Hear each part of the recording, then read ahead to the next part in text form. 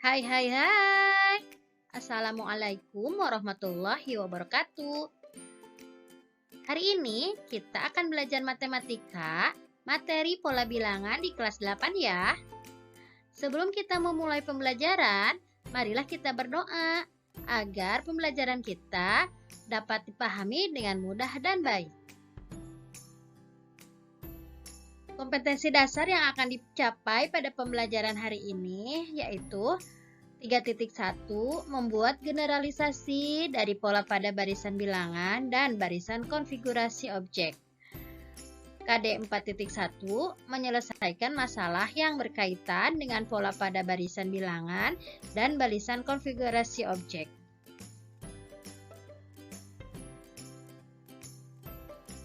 Pola bilangan itu terbagi dengan 3 materi.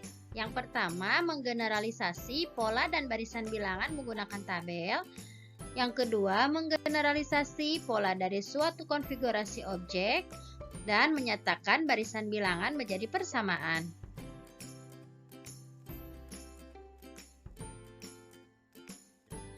Silahkan simak dan pahami yang contoh Ibu berikan ya. Nah, di sini kita temukan dua suku berikutnya dari pola barisan berikut. Polanya yaitu 5, 11, 23, 47, dan seterusnya. Penyelesaiannya sebagai berikut. Iqbal melihat pola bahwa suku kedua adalah 2 kali suku pertama ditambah 1. Suku ketiga adalah 2 kali suku kedua ditambah 1, dan seterusnya. Berikut penjabarannya. Suku pertama yaitu 5. Nah, kita lihat suku keduanya. 2 dikali 5 ditambah 1 sama dengan 11. Kita cek suku yang ketiga. Suku ketiga, 2 dikali 11 ditambah 1 hasilnya 23. Nah, biar lebih pasti lagi, kita cek suku keempat. 2 dikali 23 ditambah 1 sama dengan 47. Secara aljabar, rumus suku-suku berikutnya adalah suku ke N ditambah 1 sama dengan 2N ditambah 1, di mana N adalah suku berikutnya. Dengan melihat keteraturan pola tersebut, Iqbal meneruskan hingga menemukan suku kelima dan keenamnya suku kelima. 2 kali 47 ditambah 1 sama dengan 95 suku. Suku keenam, 2 kali 95 ditambah 1 sama dengan 191. Jadi, dua suku berikutnya adalah 95 dan 191. Mudah kan?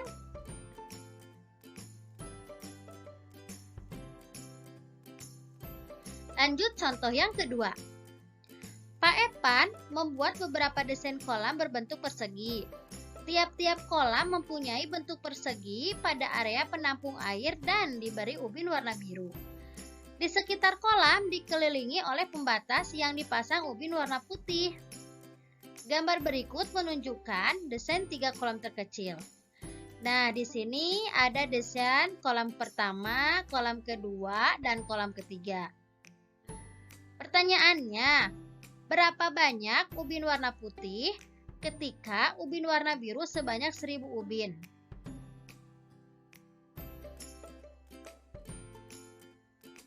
Penyelesaiannya sebagai berikut. Mari melihat pola yang terbentuk dari susunan ubin tersebut. Kita lihat dalam tabel berikut.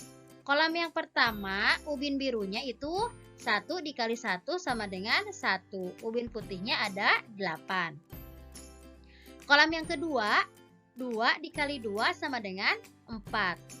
Ubin putihnya 12 sama dengan 8 ditambah dalam kurung 1 dikali 4. Kolam yang ketiga, ubin birunya 3 dikali 3 sama dengan 9. Nah, ubin putihnya ada 16 sama dengan 8 ditambah 2 dikali 4. Dari tabel tersebut, kita dapat melihat pola bahwa jumlah ubin warna biru adalah kuadrat dari urutan kolam. Sedangkan jumlah ubin warna putih selalu bertambah 4. Dengan melihat pola yang terbentuk, kita dapat melanjutkan tabel menjadi tabel berikut.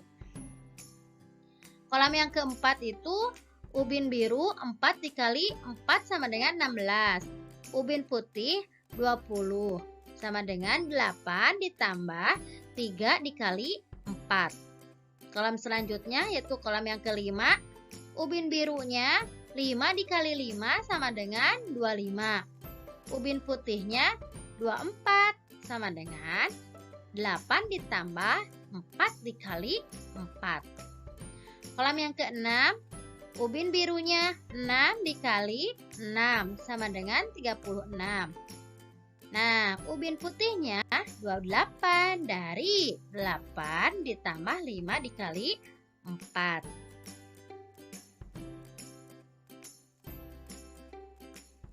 Jadi, dengan bantuan tabel tersebut, kita dapatkan jawaban bahwa ketika ubin warna biru sebanyak 36 ubin, maka ubin warna putihnya adalah 28. Lalu, bagaimana dengan soal B? Apakah kalian akan meneruskan tabel hingga pola ke 100?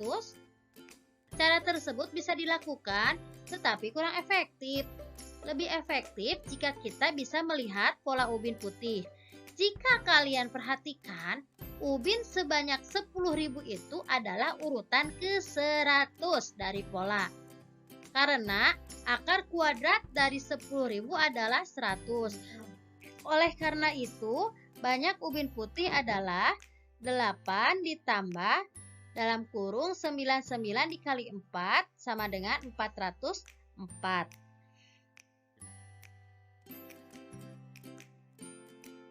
Kita masuk ke contoh yang ketiga. Sebuah lampu hias berubah warna dari hijau, kemudian kuning, kemudian merah, dan seterusnya berubah setiap 2 detik dengan pola yang sama. Warna lampu apakah yang menyala pada urutan ke-15? Simak. Kalian memisalkan warna lampu hijau adalah H, warna kuning K, dan warna merah itu M. Kemudian kita buat tabel seperti di bawah ini. Silahkan dipahami, disimak, dilihat tabel berikut ini.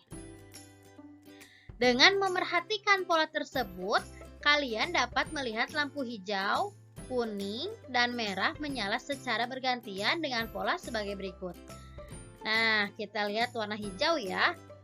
Warna hijau itu polanya 1, 4, 7, 10, dan 13. Warna kuning 2, 5, 8, 11, 14. Nah, warna merah itu 3, 9, 12, 15. Dengan melihat pola tersebut, ternyata urutan ke-15 menyala lampu warna merah.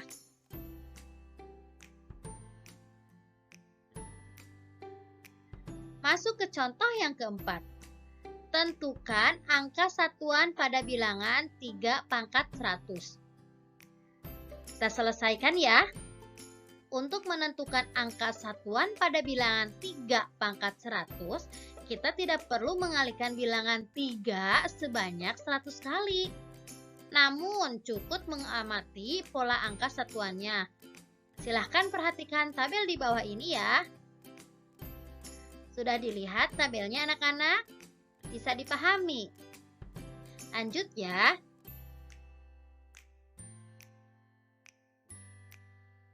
Dengan mengamati angka satuan pada bilangan yang lebih kecil, terlihat bahwa pola angka satuannya adalah 3, 9, 7, 1, bergantian terus-menerus. Angka satuan pada pangkat 1 sama dengan pangkat 5. Pangkat 2 sama dengan pangkat 6. Pangkat 3 sama dengan pangkat 7 dan seterusnya.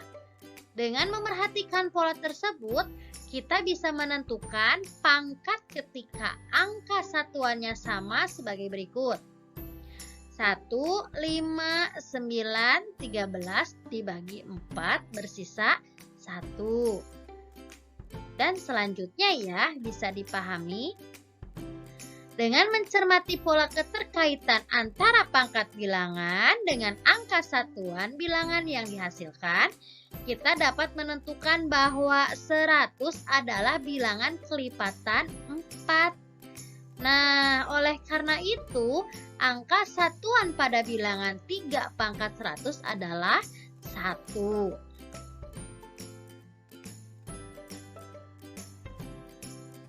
Nah, sekarang kalian latihan ya. Di sini ada 2 soal yang harus diselesaikan.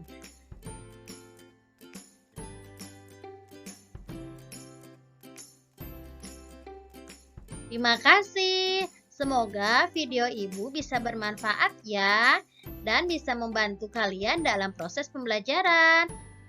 Jangan lupa jaga kesehatan. Assalamualaikum warahmatullahi wabarakatuh.